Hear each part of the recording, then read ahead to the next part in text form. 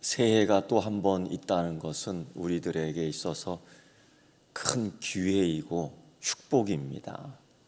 오늘 이 축복의 날, 이 기회의 날, 우리가 한번 옆에 있는 분들 보시면서 축복의 인사를 나눴으면 좋겠습니다. 새해 복 많이 받으십시오. 한번 인사하겠습니다. 네. 네. 네. 또 이렇게 부부끼리 같이 앉았으면 부부가 한번 인사하죠. 여보, 새해 복 많이 받으세요. 이게 쉽지 않은 일이죠. 그렇죠? 근데 오늘 이 시간에 우리 그렇게 해야 될 것 같아요. 정말 지난 한 해 사느라고 고생 많았습니다. 오늘 이 시간 주신 것도 하나님의 은혜인 줄 믿습니다. 작은 소망, 큰 소망 다 갖고 있지요. 아마 2020년도 올 한 해는 내가 이 소망이, 이 기쁨이, 이 은혜가 좀 더 많이 있었으면 좋겠다, 꼭 이루었으면 좋겠다라는 그런 기대들이 다 있을 겁니다. 그런 가운데 혹 어떤 사람들은 새로운 소망보다는 이 세상의 뉴스에 대하여 아주 절망하게 됩니다. 무너졌다는 소식, 매몰됐다는 사건, 바다 깊이 뭔가 터졌다는 소식, 바닷물이 밀려온다는 위험, 또 점점점 깊어지는 전쟁의 기운은 왠지 우리의 삶을 더 어둡게 만드는 것 같습니다. 전염병이 다 돌고 있는 이때에 여전히 행했던 것들, 전쟁, 사치, 소비, 욕심, 이게 전혀 변하지 않았습니다.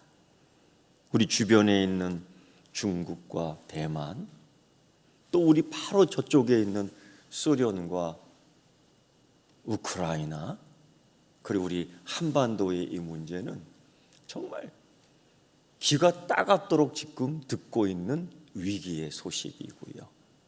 사실 그보다 더 심각한 거는 이제 손으로 꼽을 정도 어느 정도의 시간밖에 남지 않았는데 추운 나라의 얼음이 다 녹아버려져 있는 거예요. 과연 어떠한 일이 벌어질까? 우리는 가히 상상할 수도 없고, 기후변화가, 자연 이 공해가 얼마나 많은지요. 밤에는 영하 3도 별거 아니라고 생각하지만은 낮에는 영상 30도 이상씩 올라가니까 막 얼어 죽는 겁니다. 우리가 이 기후 적응을 어떻게 해 나가야 될까? 하지 못합니다.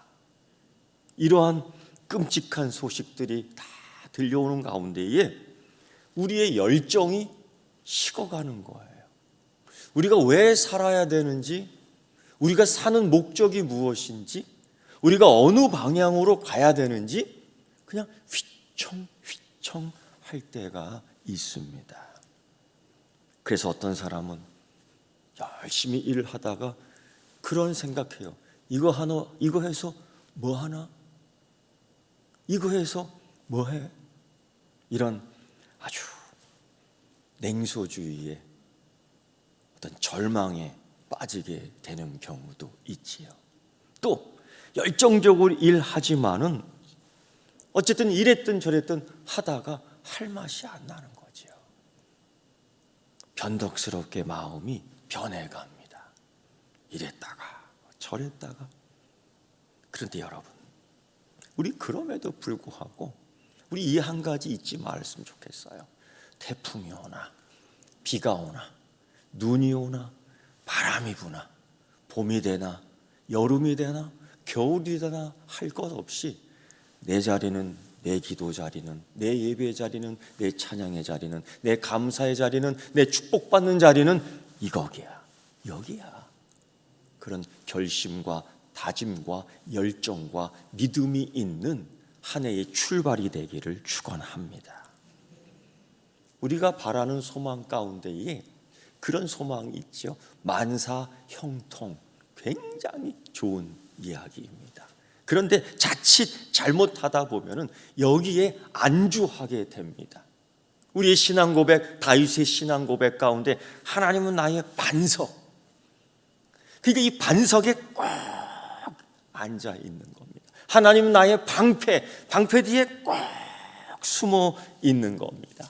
전진하지 않고 움직이려 하지 않는, 때로는 열정이 식어버리고 하나님 방패, 하나님 반석하지만은 오히려 뒤로 물러가는 신앙이 있을 수 있다는 거지요.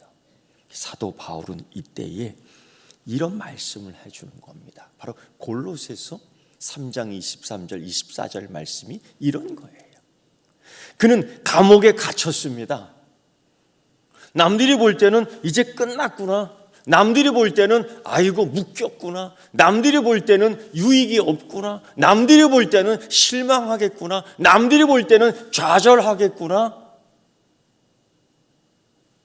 그래서 모른 척하는 사람도 있었고, 그래서 잊혀져 가는 사람도 있었고, 혹 믿음이 별거 아니구나, 은혜가 이런 것인가 좌절하는 사람도 있었고요. 이때에 사도 바울이 이 이야기를 하는 겁니다. 무슨 일을 하든지 마음을 다하여 주님께 하듯 하라, 주께 하듯 하라, 사람에게 하듯 하지 말라. 왜? 이유가 있는 거예요. 두 가지. 하나는 주님이 상 주신다. 두 번째, 너희는 그리스도인이다. 이 두 가지의 그리스도인으로서의 존재하는 가치, 믿음을 갖고 있는 가치, 열정으로 살아야 되는 가치, 여기에서 믿음으로 기쁨을 가져야 되는 가치, 이게 있는 거예요. 여러분 생각해 보세요. 사도 바울이 감옥에 딱 갇히게 됩니다. 지하 감옥이죠. 습하고 먹을 음식도 제대로 주지 않고요, 매질을 심하게 당했고요. 이때에 드는 감정이 어떤 것이겠습니까? 무슨 일을 하든지 마음을 다하여 주께 하듯 하라. 이게 쉽지 않은 결정. 그런데 그럴수록 열정을 갖고 있는 사도 바울의 용기와 믿음과 신앙이 우리의 모델이 돼야 될 줄 믿습니다. 성경을 보면요, 이 열정적인 삶을 살았던 사람들이, 근데 다 그들의 환경이 지금 이것처럼 녹록지 않았던 겁니다. 예를 들면 요나, 하나님으로부터 말씀을 받습니다. 이 사람 정말 지독한 사람입니다. 이 사람 정말 막무가내 사람입니다. 정말 하나님 말씀이 너무 싫어서 도망간 사람입니다. 그런데 반면에 열정이 있었어요. 사실 그 열정의 방향이 잘못됐기 때문이죠. 우여곡절 끝에 하나님 말씀을 이해하고 순종하는 가운데에 자기의 원수의 나라인 그 아수르 니느웨 성에 가서 전도를 하는데 하루 만에 그냥 뒤집어 버립니다. 그 열정. 자기의 감정도 이겨요. 자기의 생각도 극복해 나가요.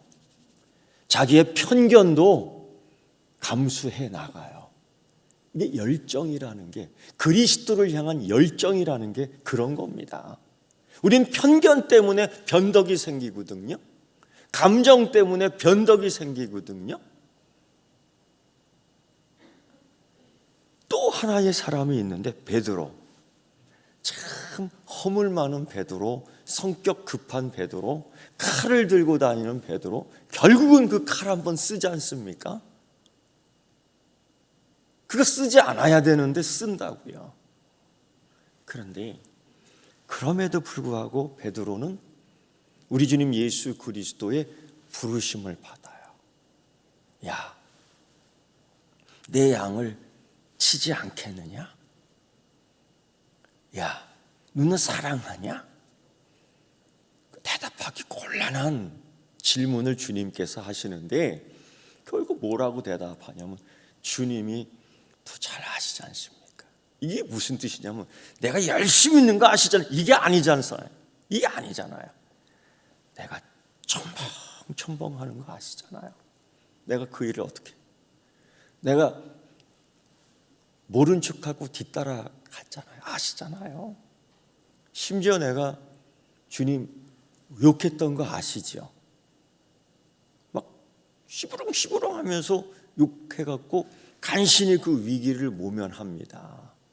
이런 베드로. 그런데 주님이 그걸 보시지 않고요, 열정을 봐요.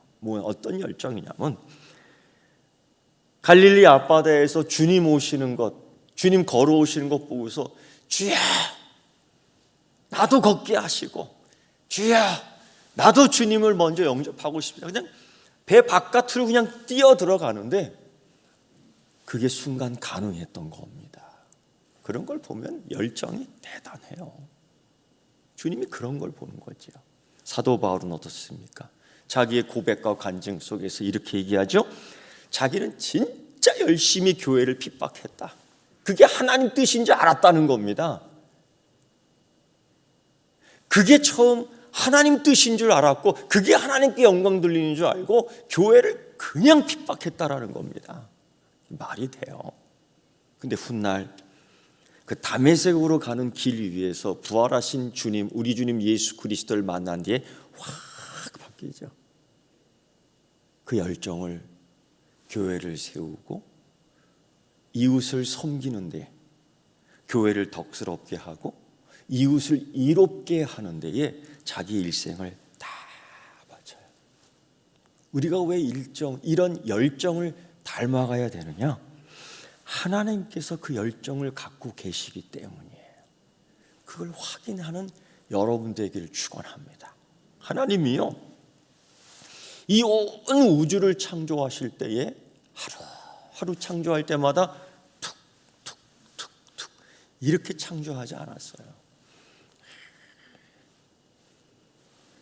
그냥 하나님께서 열정을 가지고 아주 섬세하게 색깔부터 모양부터 구조부터 높이부터 낮이부터 온도 차이, 계절 차이, 열매의 색깔, 크기, 이거 열정 없이 할 수 있는 게 아닙니다, 여러분. 우리가 그림을 그리더라도요, 어떤 사람들은 이렇게 그리다가 아유 지겨워. 열정 없이 못해요. 열정. 하나님은 그게 있었던 거죠. 그러면서 하나님이 아담을 창조하며 우리를 창조하실 때에 다 만들어 놓으며 그 열정을 하나 심어 놓죠. 그게 뭐예요? 하나님의 형상이라는 것입니다. 우리가 그 열심을 되살려내야 되는 거죠. 요한계시록 3장 15절에 라오디아 교회가 나오는데 주변의 삶을 보면은 정말 열정 갖고 살 수 없는 상황이에요. 그러다 보니까 이 교회가 차지도 않고 뜨겁지도 않는 거예요. 예수님께서 따끔하게 말씀하십니다. 너희는 차든지 뜨겁든지 하라. 미지근하여 내 입에서 너를 토하여 버리리라. 이게 하나의 권면의 말씀입니다.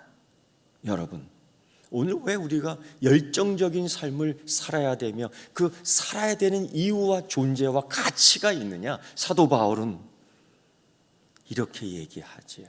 첫째, 우리는 분명한 목표와 사명이 있습니다. 분명한 목표와 사명이 있습니다. 우리는 하나님을 사랑하고 이웃을 사랑하는 거예요. 우리는 하나님을 사랑하고 세상의 유익을 이롭게 하는 줄 믿습니다. 이게 교회의 가치, 그리스도인의 가치. 나만 축복받고 나만 은혜 받고 나만 행복하고 나의 반성만 되고 나의 방패만 되면 돼. 이게 아니잖아요. 이게 아닙니다. 그래서 마태는 마태복음 22장 말씀 속에서 이렇게 얘기해. 하나님을 어떻게 섬겨야 되느냐? 마음을 다하고 목숨을 다하고 뜻을 다하고 정성을 다해서 하나님 사랑하고, 이웃사랑도 그와 같은 것인데 내 몸을 사랑한 것처럼, 내 자신을 사랑한 것처럼 내 이웃을 섬기라라는 겁니다. 더울 때 차갑게 해. 이게 섬기는 게 아니지요. 더울 때에 부채질을 구체적으로 해줘. 차가울 때에 자기의 겉옷을 벗어줄 줄 아는 유의. 배고플 때에 배부르게 해. 이게 아니라 내가 먹을 빵 한 것을 줄 수 있는 그 유의. 이게 그리스도인의 가치, 그리스도인의 멋있는 삶이 여기서 나오는 겁니다. 우리가 이 삶을 잊어서는 안 돼요. 우리 옛말에요, 콩 하나도 나누어 먹는다고 그러더라고요. 콩 하나도. 제가 여러분 그래 봤잖아요. 콩을 진짜 잘라봤잖아요. 그거 하나 다 먹나 절반 잘라 먹나 그게 그거더라고요. 하루 3끼 안 먹어도 2끼 먹어도 살 수 있지요? 권사님 맞지요?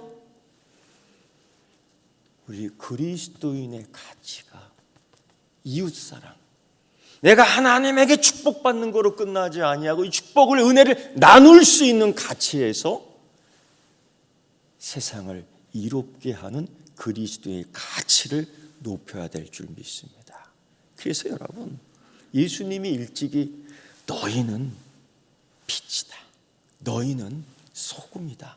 어디에? 세상에 대해서. 그런데 우린 그렇게만 생각하는 것 같아요. 계란 달걀 하나 후라이 이렇게 잡수시면서 이거 많은 얇은 소금 그 정도로만, 꼭 불을 밝히는데 꼭 촛불을 생각해요. 그러지 말고요.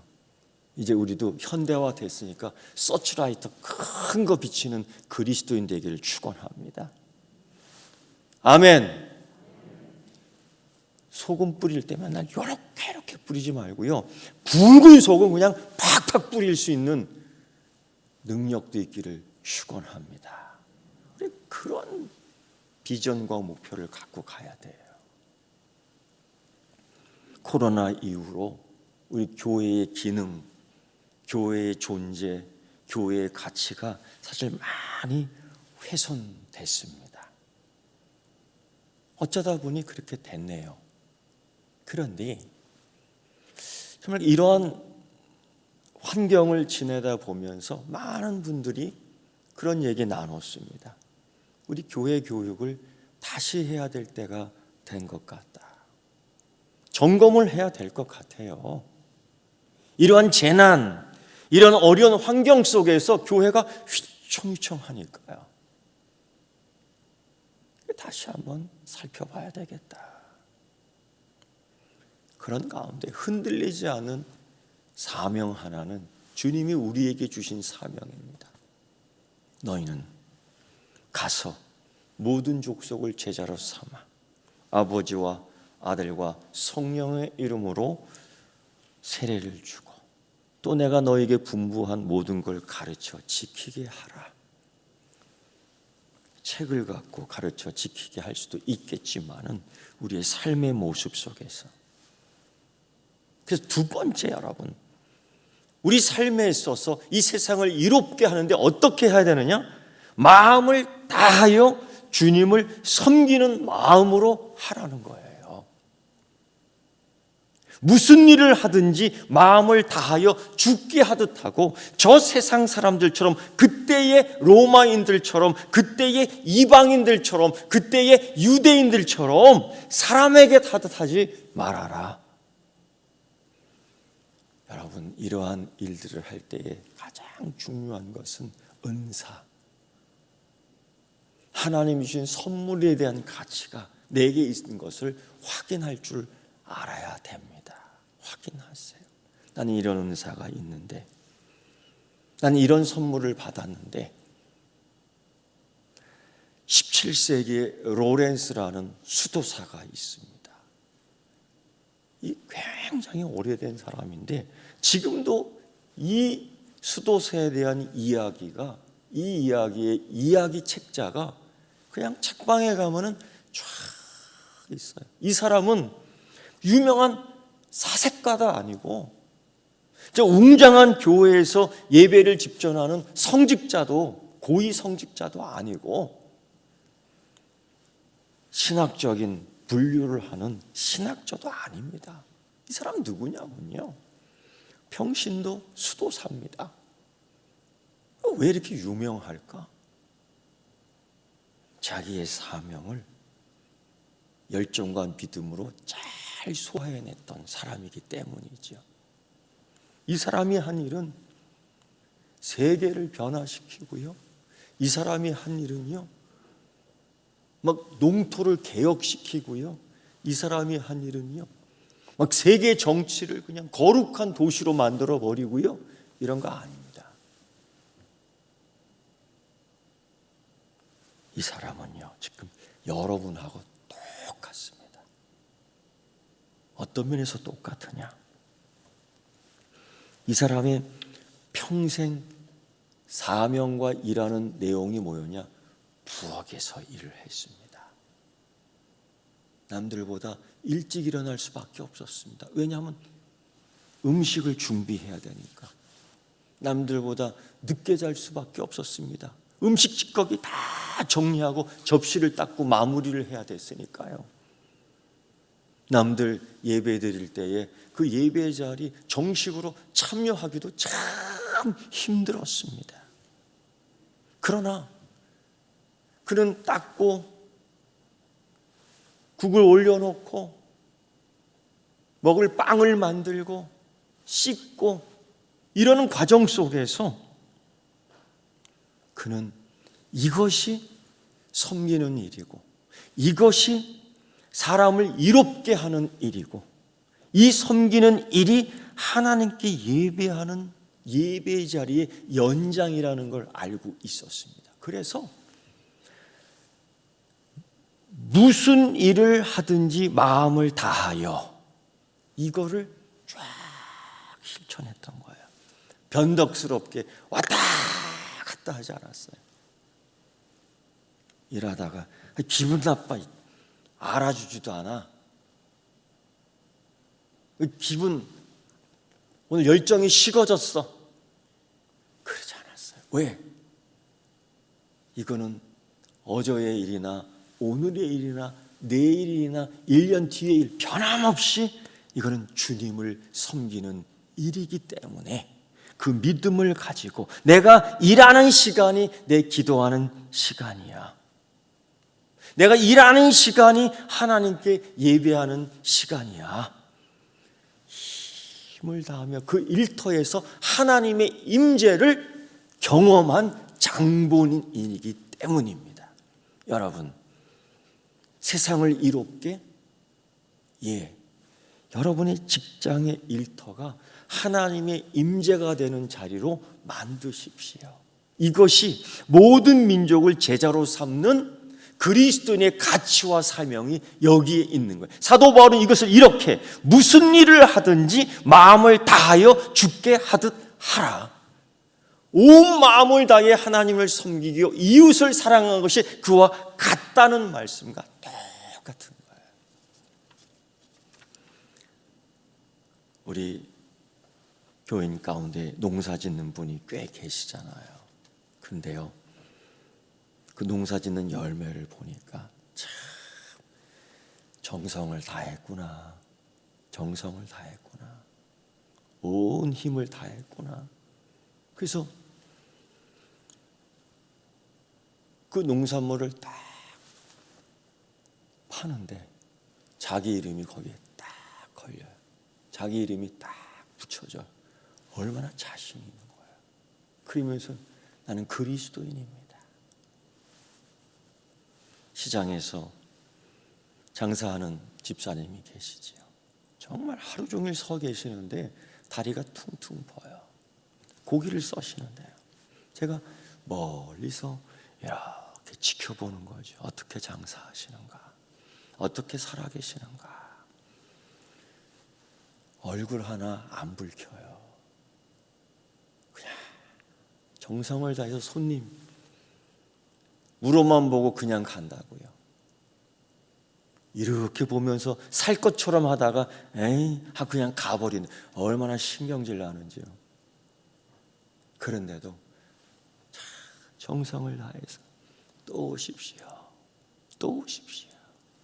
고기를 써는데요, 하나 두께가 차이 없이 일정하게 변함없이 고르게 맛있게 멋있게 볼만하게 잘라내는데,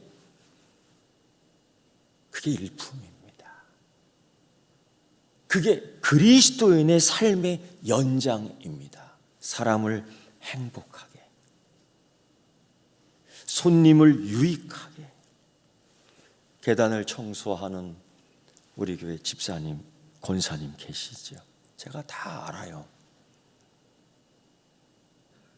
정말 변함없이 태풍이 와도, 정말 폭우가 쏟아지는 장마에도 변함없이 주님이 다 알아요. 왜? 누가 봐주기를 위해서 하는 것이 아니라 주님을 섬기는 마음으로 하는 거예요. 그 마음으로 사업을 하니까, 그 마음으로 장사를 하니까, 그 마음으로 빌딩의 계단을 닦으니까 사람들이 인정해 주는 겁니다.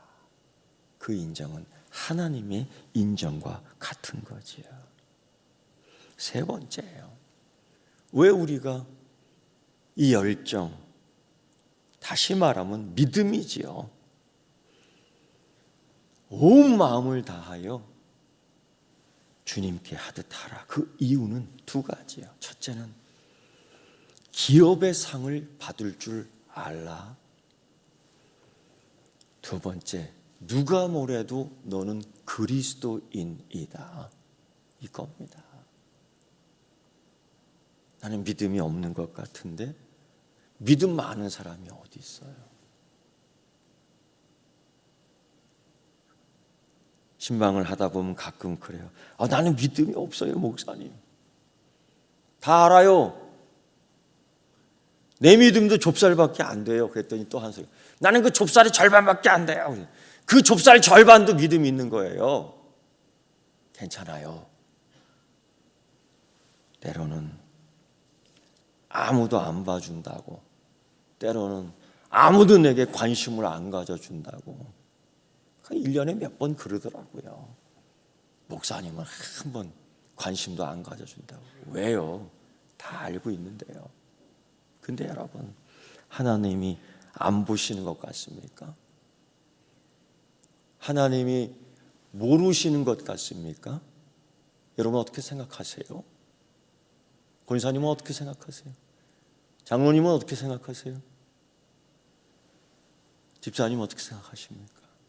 여러분, 그 난리통에 여호수아와 그 일행들이 가나안 땅 요단강 넘어가면서 그 여리고성 전쟁을 하는데 얼마나 난리를 치겠습니까? 사실 이거 하나님께 향하는, 하나님께 드리는 전쟁이에요. 그래서 뭐 물건에 조금도 욕심 가질 필요 없습니다. 하나님께 다 드림이 되는 전쟁이었어요. 그런데 아간이라는 사람이, 야, 이 혼란한 틈에 누가 보겠어? 그 물건을 훔치잖아요. 하나님 것을 훔치잖아요. 하나님 다 보고 계십니다. 하나님 다 보고 계셔요. 이것뿐이겠어요? 사자굴로 끌려가는데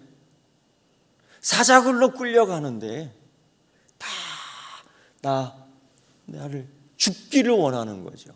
사자굴로 끌려가는데 나를 살려줄 리가 한 명도 없어요. 사자굴로 끌려가는데 아이고 나를 붙잡아줄 리가 하나도 없어요. 끝났구나 생각할 때죠. 그런데 하나님은요, 하나님의 초청의 장소는